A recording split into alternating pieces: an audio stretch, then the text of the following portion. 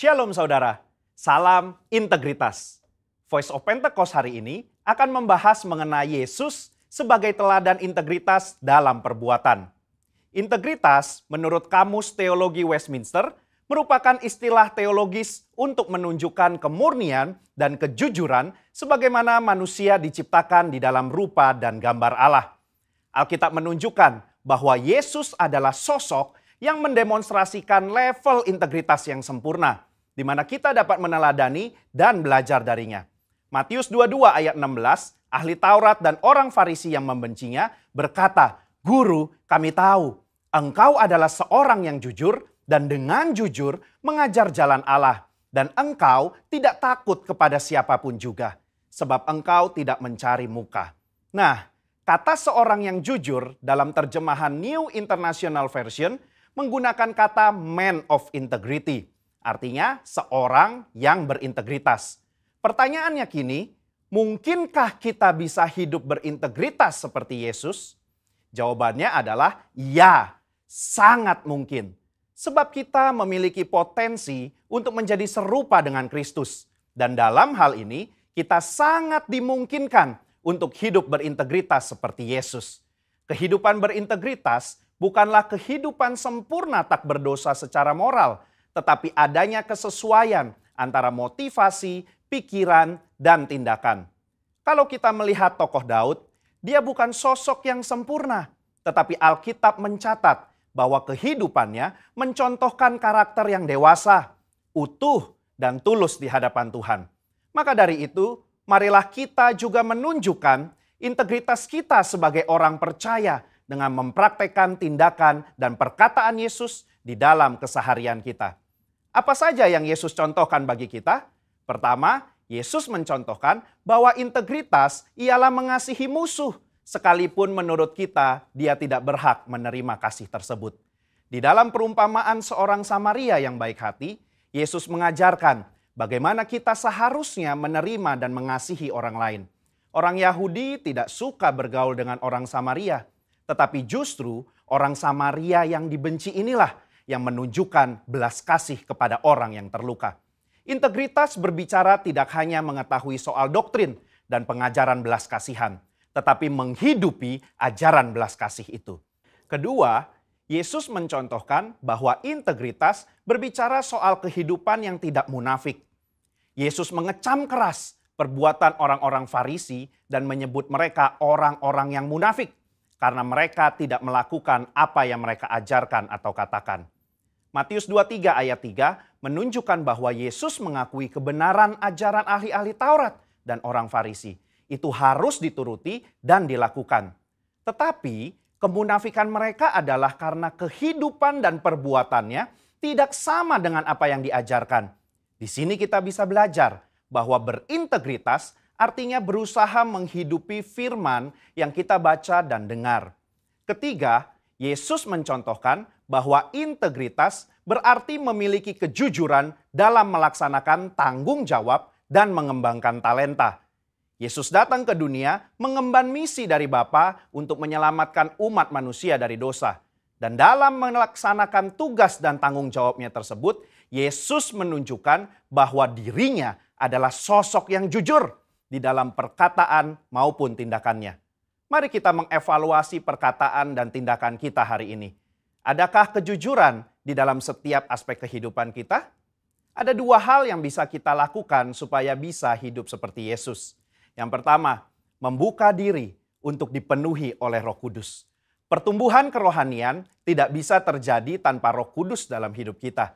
Roh Kuduslah yang memampukan dan menuntun kita supaya menuju kehidupan kedewasaan rohani dan menghasilkan integritas yang membuat kita semakin serupa dengan Kristus. Kedua, mengambil bagian dalam komunitas orang percaya. Ibrani 10 ayat 25 mengingatkan kita untuk tidak menjauhi diri dari pertemuan-pertemuan ibadah dalam sebuah komunitas. Bahkan kita diminta untuk saling menasehati dan semakin giat menjelang kedatangan Tuhan. Di dalam komunitas inilah kita dapat saling menasehati, mengingatkan, bahkan nilai-nilai moral dan karakter integritas dapat diajarkan, dicontohkan, dan dilakukan.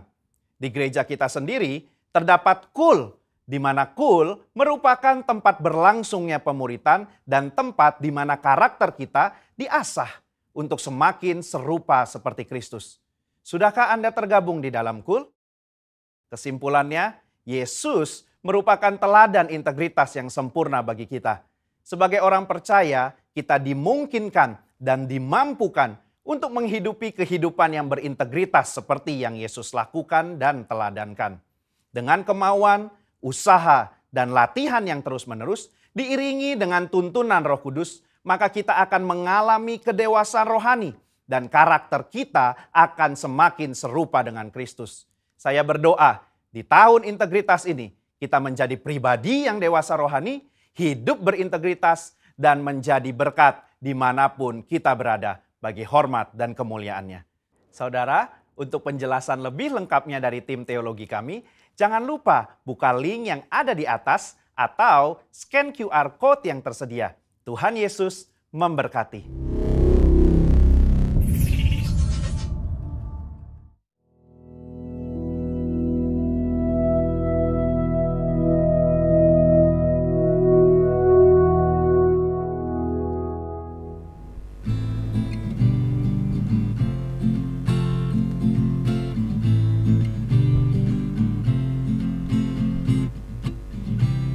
Ucaplah dan lihatlah betapa baiknya Tuhan itu. Rasakan dan nikmati kasih setia Tuhan, kasih setia Tuhan. Syukur bagimu Tuhan, segala hormat bagimu Tuhan, Allah yang mengasihiku, Allah yang memeliharaku selamanya.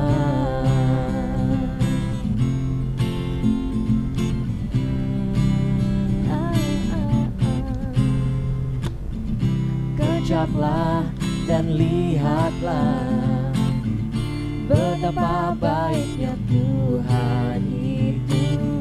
Rasakan dan nikmati kasih setia Tuhan, kasih setia Tuhan.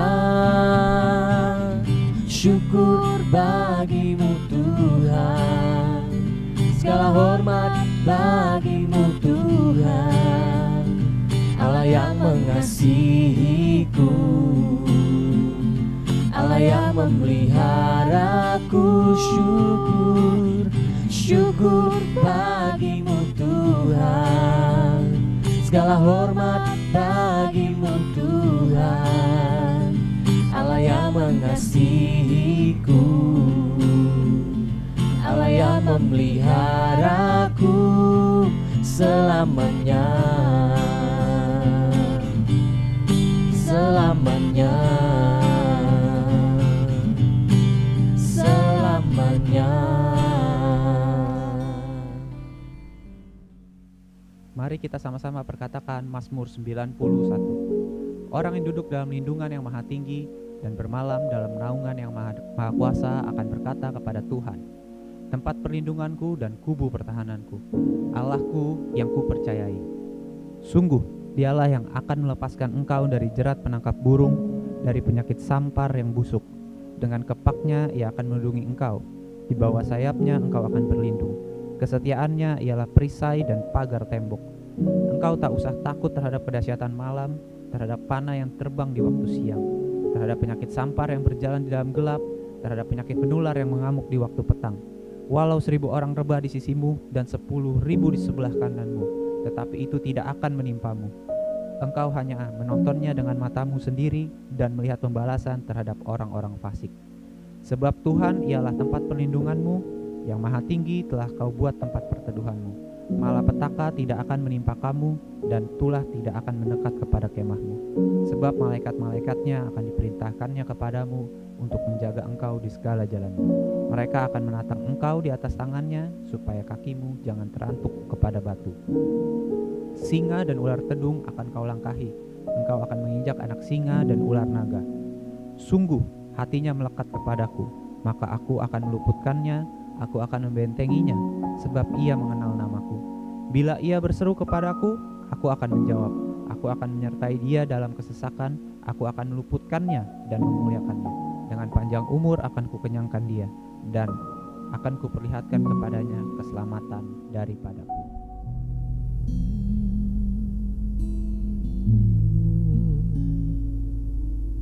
Terima kasih ya Tuhan.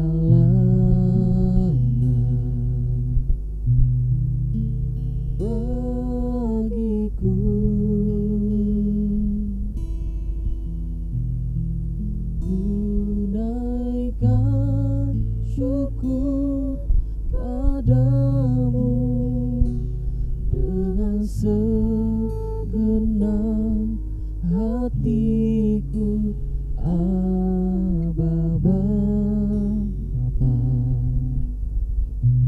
ku mengasihimu. Lebih dari segalanya, ku ingin Kau Tuhan. Emas, perak, dan permata tiada artinya. Ku ingin lebih dekat, bersekutu denganmu. Jadikan ku hamba setia kepadamu.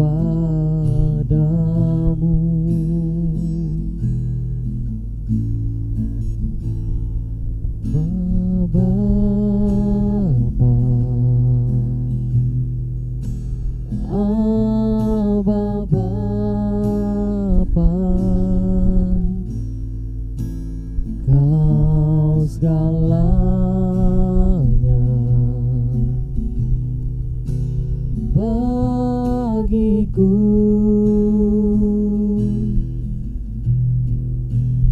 Ku naikkan syukur padamu dengan segenap hatiku, Aba Bapa,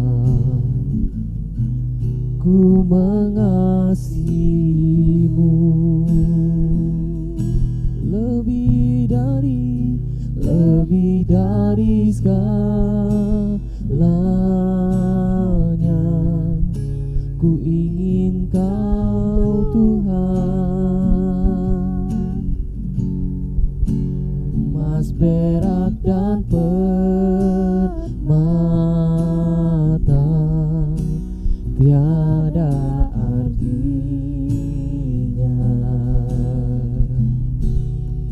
Ku ingin lebih dekat, bersekutu denganmu. Jadikan ku hamba setia kepadamu. Lebih dari segalanya, lebih dari segalanya, ku ingin Kau Tuhan. Emas, perak, dan permata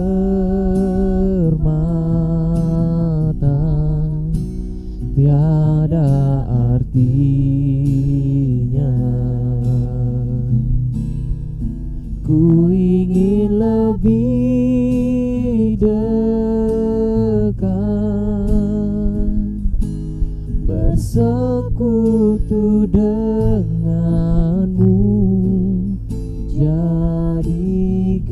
ku hamba setia kepada. Mari kita perkatakan Pentakosta ketiga. 1. Pentakosta ketiga adalah pencurahan Roh Kudus yang dahsyat di zaman now, melebihi yang terjadi di Azusa Street. 2. Pentakosta ketiga akan mengakibatkan penuaian jiwa yang terbesar dan yang terakhir sebelum Tuhan Yesus datang kembali. 3. Pentakosta ketiga akan membangkitkan generasi Yeremia, yaitu anak-anak muda yang dipenuhi Roh Kudus, cinta mati-matian kepada Tuhan Yesus, tidak kompromi terhadap dosa, dan akan bergerak untuk memenangkan jiwa. 4. Pentakosta ketiga lahir di Indonesia yang bergerak ke bangsa-bangsa. Gerakan ini dari timur ke barat dan akan kembali ke Yerusalem. 5. Pentakosta ketiga akan memberikan kuasa untuk menyelesaikan amanat agung Tuhan Yesus, dan setelah itu Tuhan Yesus datang kembali. Lebih dari segalanya, ku ingin Kau Tuhan. Oh, emas, perak, dan permata tiada artinya. Ku ingin lebih dekat, bersekutu denganmu. Jadikan ku hamba setia kepadamu. Biar musik naikkan pujian ini, mari kita sembah dia saudara. Oh, lebih dari segalanya, Kau Allah yang besar, kebaikan-Mu. Terima kasih, oh Kau segalanya. Biar kami lebih dekat lagi padamu, Tuhan Yesus. Haleluya. Oh, terima kasih, oh terima kasih. Mari sama-sama kita naikkan ucapan syukur ini, katakan lebih dari segalanya, ku ingin Kau Tuhan. Emas, perak, dan permata tiada artinya. Ku ingin lebih dekat, bersekutu denganmu.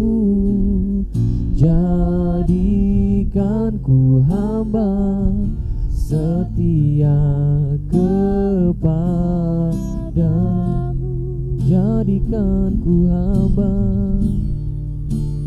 jadikan ku hamba setia kepadamu.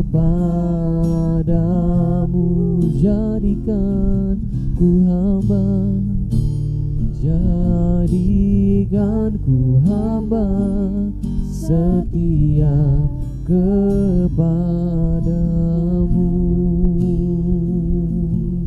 Oh, ya Rabba Shandaraba, ya Rabba Shandarada. Oh,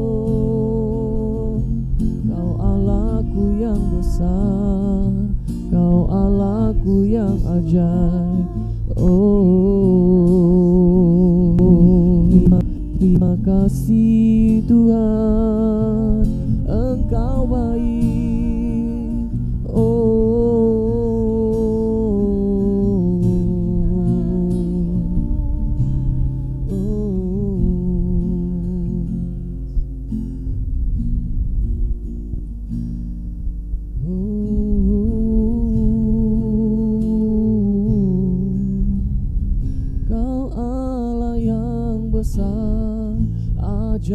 ajaib dan mulia. Kau Yesus yang selalu membuatku terpesona. Segala pujian bagimu ya Tuhan. Hanya Kau yang layak ku agungkan. Kau Allah yang besar, ajaib dan mulia. Kau Yesus yang selalu membuatku terpesona. Segala pujian bagimu ya Tuhan. Hanya Kau yang layak ku agungkan. Kau Allah yang besar, ajaib dan mulia. Kau Yesus yang selalu membuatku terpesona. Segala pujian bagimu ya Tuhan. Hanya Kau yang layak ku agungkan. Hanya Kau yang layak ku agungkan. Hanya Kau yang layak ku agungkan.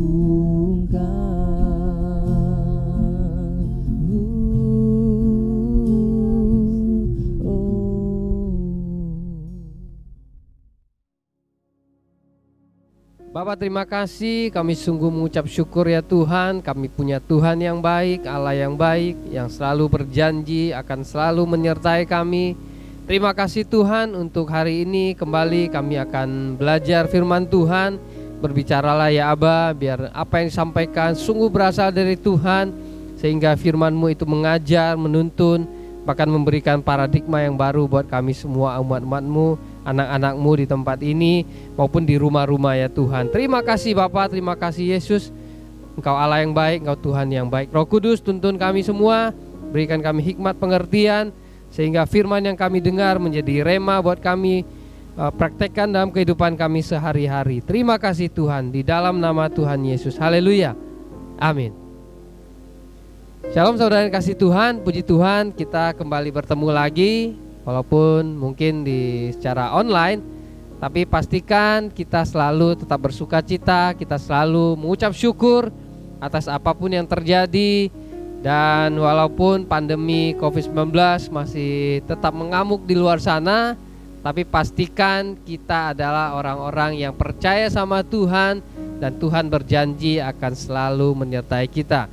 Nah, puji Tuhan, minggu ini Bapak Ibu Saudara, tema untuk kita di Gereja GBI Gereja Wisata adalah pemberian tingkat tinggi. Nah, kita akan belajar apa itu pemberian tingkat tinggi, sehingga di tahun integritas ini, yang dimana kita ketahui kita punya integritas, kita punya mutu yang baik, dan pastinya dengan memiliki mutu yang baik kita akan menjadi pribadi-pribadi yang menyenangkan Tuhan. Nah, Bapak Ibu Saudara, berbicara memberi atau pemberian, kita akan baca di Matius 7 ayat 9 sampai 11. Saya bacakan buat Bapak Ibu Saudara. Adakah seorang daripadamu yang memberi batu kepada anaknya jika ia meminta roti, atau memberi ular jika ia meminta ikan? Jadi jika kamu yang jahat tahu memberi pemberian yang baik kepada anak-anakmu, apalagi Bapamu yang di sorga, ia akan memberikan yang baik kepada mereka yang meminta kepadanya. Nah, Bapak Ibu Saudara, menarik sekali di pembacaan Matius 7 ayat 9 ini. Di sini dikatakan yang jahat saja tahu memberi yang terbaik. Nah, bagaimana dengan Bapak kita di sorga? Nah, saya mau katakan Bapak Ibu Saudara bahwa pemberian tingkat tinggi ataupun standarnya itu adalah pemberian terbaik. Dari Bapa di sorga, Bapa kita yang di sorga, ketika dia memberi, itu memberi yang terbaik. Nah, itu standarnya. Nah, pemberian terbaik juga dilandasi karena ada hubungan. Nah, ini jangan lupa, ketika kita bisa memberi pasti karena ada hubungan. Apalagi ketika kita mau memberikan yang terbaik. dilandasi dengan hubungan yang baik.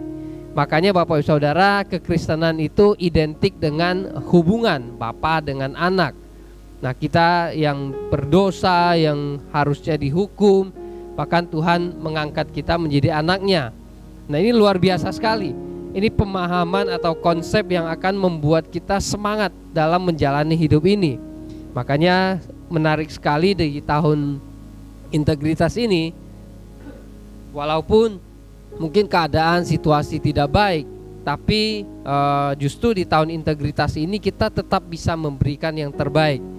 Nah, kita bisa memberikan terbaik karena alasannya jelas, Bapa di surga pun sudah memberikan yang terbaik dan memberikan yang terbaik buat kita semua, bahkan sampai dikorbankan anaknya untuk menebus dosa kita semua. Puji Tuhan. Nah, terus yang kedua tadi, pemberian terbaik itu didasari atau dilandasi hubungan, punya hubungan yang baik. Nah, untuk itu Bapak Ibu Saudara, makanya hubungan ini harus tetap dijaga. Hubungan kita dengan Tuhan itu harus tetap dijaga. Nah, saya ingat jadi visi Tuhan di gereja Tuhan di tempat ini adalah mengasihi Tuhan dan mengasihi sesama. Nah, saya terus akan mengingatkan Bapak Ibu Saudara, bagaimana kita bisa sungguh-sungguh mengasihi Tuhan. Bagaimana kita bisa sungguh-sungguh mengasihi Tuhan? Tentunya hubungan ini yang harus kita jaga. Nah, kalau berbicara bagaimana kita bisa terus menjaga hubungan, firman Tuhan mengajarkan ketika kita berdoa, banyak minta ampun sama Tuhan. Banyak minta ampun sama Tuhan. Nah, dan bagaimana kalau kita bisa dengan saudara kita banyak mengampuni. Nah, ini luar biasa sekali pengajaran yang Tuhan Yesus ajarkan untuk kita ajarkan ataupun kita praktekkan dalam kehidupan kita sehari-hari. Makanya Bapak Saudara, hubungan itu harus tetap dijaga atau harus tetap dipertahankan supaya tetap terjaga dengan baik, dan dengan hubungan yang baik inilah kita bisa memberikan yang terbaik, baik dalam setiap aspek kehidupan kita. Nah, Bapak Saudara, penting sekali hubungan. Yang pertama tadi hubungan harus tetap dijaga. Terus yang kedua, hubungan ini harus bertumbuh. Nah, ketika kita menjadi anak Tuhan, kita setiap hari minggu mungkin beribadah, kita berdoa, kita mengucap syukur, itu yang akan selalu membuat kita bertumbuh. Nah, kekristenan itu harus bertumbuh. Jangan sampai kita menjadi Kristen yang tidak bertumbuh. Banyak hal yang Tuhan Yesus ajarkan buat kita semua.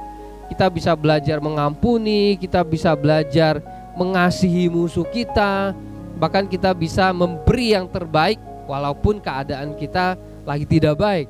Nah, inilah kekristenan yang sangat menekankan bagaimana attitude atau gaya hidup kita ketika kita menjadi anak Tuhan atau Kristen. Makanya hubungan ini harus tetap bertumbuh.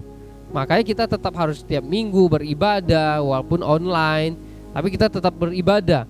Bahkan kita ada kesempatan untuk memberi. Nah, memberi yang terbaik. Nah, ada beberapa hal Bapak Saudara berbicara tentang pemberian terbaik. Saya mau menyampaikan ada 4 hal yang perlu kita perhatikan ataupun yang menjadi alasan kenapa kita mau memberi yang terbaik. Nah, alasan yang pertama, dengan kita bisa memberikan yang terbaik karena kita setia. Nah, kesetiaan ini penting. Sebagai anak Tuhan, kita harus belajar bagaimana kita setia sama Tuhan. Bahkan nilai kesetiaan itulah menjadi tolak ukur kita.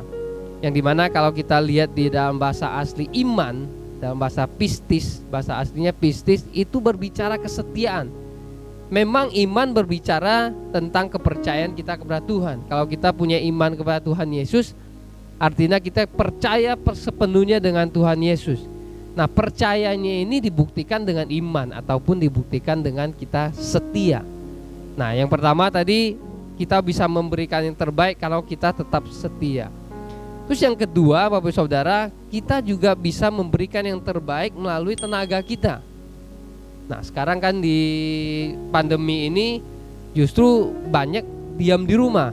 Tapi sebagai anak Tuhan, kita tetap bisa berkontribusi. Kita bisa memberikan tenaga kita, bisa berbuat. Mungkin kalau di gereja sudah ada online, kita bisa udah ada offline, kita bisa langsung membantu pekerjaan Tuhan, kita bisa memikirkan.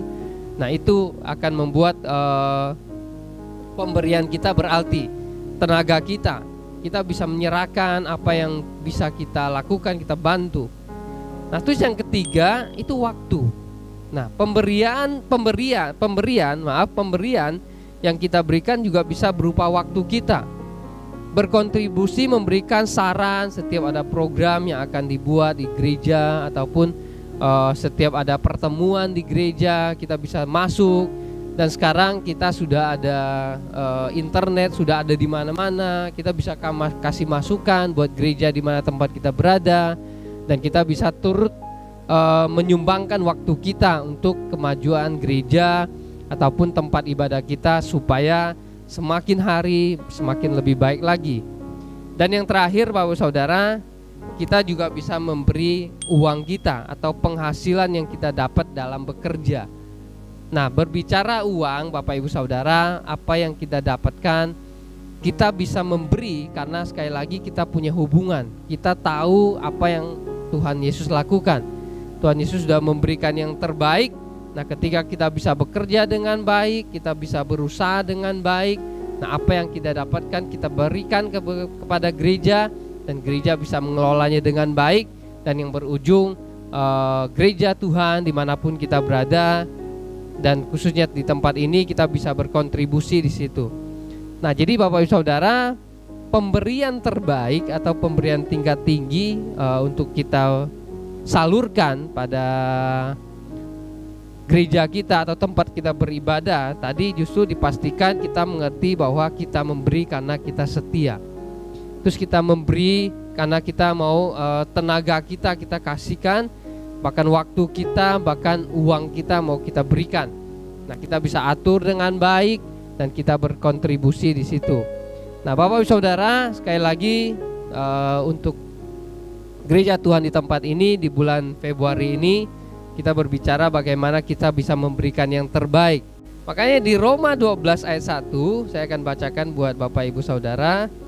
Roma 12 ayat 1 dikatakan, karena itu saudara-saudara, demi kemurahan Allah aku menasihatkan kamu supaya kamu mempersembahkan tubuhmu sebagai persembahan yang hidup, yang kudus, yang berkenan kepada Allah. Itu adalah ibadah yang sejati.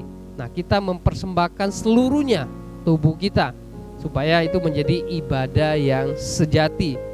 Jadi Bapak Ibu Saudara, apapun yang bisa kita lakukan, sekecil apapun yang bisa kita berikan untuk Tuhan, itu biarlah menjadi persembahan yang hidup, yang menjadi persembahan yang hidup dan menjadi ibadah kita yang sejati. Nah, mungkin untuk bulan ini Bapak Ibu Saudara itu yang bisa saya sampaikan. Dan sebentar kita akan masuk ke dalam perjamuan kudus. Dan sebelum kita masuk perjamuan kudus, firman Tuhan mengajarkan kepada kita bahwa ketika kita mau makan sehidangan dengan Tuhan, kita akan mengaku dosa kita, pelanggaran kita. Dan kalau Roh Kudus ada ingatkan ada pelanggaran, kita minta ampun sama Tuhan. Perjamuan kudus mengingatkan kita akan kasih Tuhan, karya penebusan Tuhan, pengorbanan Tuhan di kayu salib. Dia sudah memberikan yang terbaik buat kita semua. Terima kasih Tuhan, terima kasih, kami ucap syukur ya Tuhan. Hari ini kami ingat akan pengorbanan Tuhan, dan kami akan makan sehidangan dengan Engkau. Engkau berkati perjamuan kudus pada hari ini ya Tuhan. Terima kasih Bapa, terima kasih Tuhan. Ampuni setiap dosa dan pelanggaran kami yang kami lakukan ini ya Tuhan. Sucikan dan kuduskan kami, layakan kami. Terima kasih Tuhan, di dalam nama Tuhan Yesus. Bapak Ibu Saudara bisa angkat roti tinggi di atas kepalamu. Inilah perjamuan kudus yang akan kita lakukan. Sebab apa yang telah kuteruskan kepadamu telah aku terima dari Tuhan, yaitu bahwa Tuhan Yesus pada malam waktu ia diserahkan mengambil roti, dan sesudah itu ia mengucap syukur atasnya, ia memecah-mecahkannya dan berkata, inilah tubuhku yang diserahkan bagi kamu, perbuatlah ini menjadi peringatan akan aku. Saudara yang terkasih, bukankah roti yang kita pecah-pecahkan adalah persekutuan dengan tubuh Kristus? Mari kita makan di dalam nama Tuhan Yesus.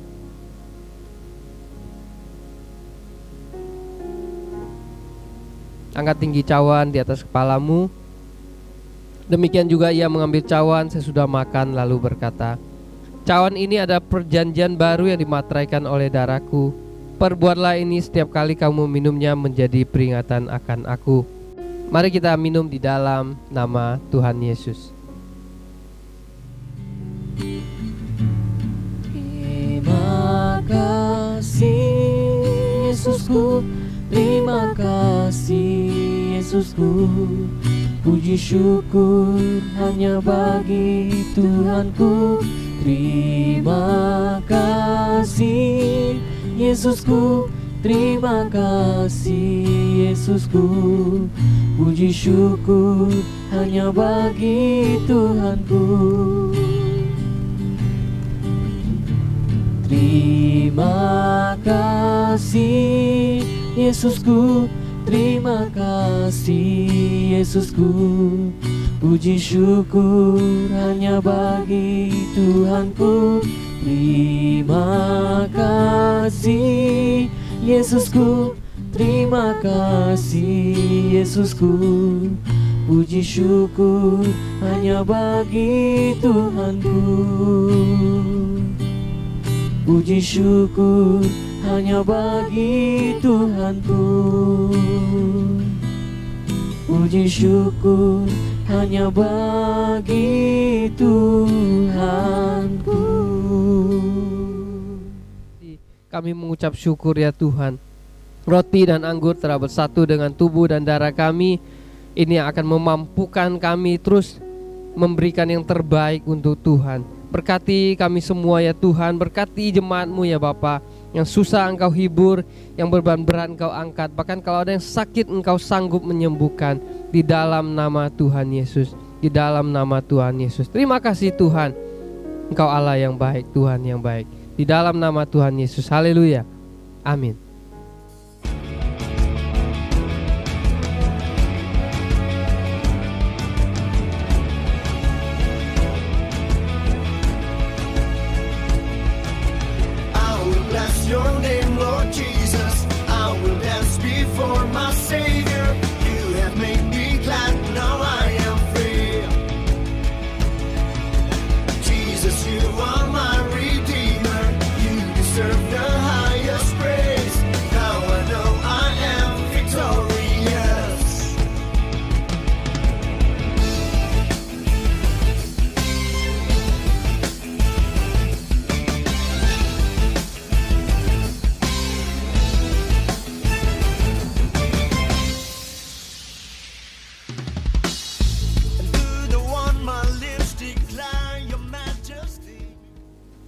Saudara terkasih, angkatlah kedua tanganmu, terimalah berkat dari Tuhan.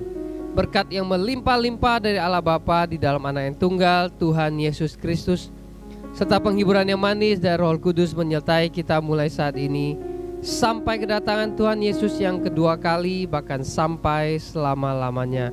Kita semua yang sudah diberkati Tuhan sama-sama katakan amin. Amin. Tuhan Yesus memberkati. Shall bow down before my King, yeah. And to the Lord, yes, I will raise my voice to sing. Turn my